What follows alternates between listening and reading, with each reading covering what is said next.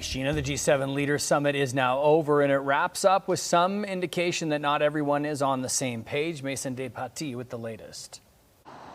With the U.S. president leaving the summit a day early, there was no joint communique to come out of the G7 summit this year. However, its members did sign on to many smaller statements. The G7 nations agreed on some items like the Kananaskis Wildfire Charter and the G7 Critical Minerals Action Plan.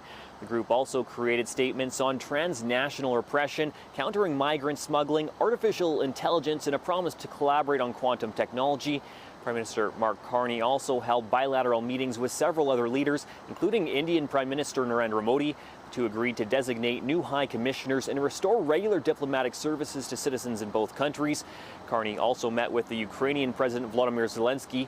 Canada pledged $4.3 billion in new support for Ukraine's defense, about $2 billion in weapons and $2 billion in loans to help it rebuild its infrastructure. In the end, the G7 nations, minus the U.S., came together to make a statement on the war in Ukraine. Many political pundits say this G7 summit did meet its goals. The French president, for example, says it was unfair to expect Canada to solve the world's issues and that it was a success and that it kept the G7 together. Back to you.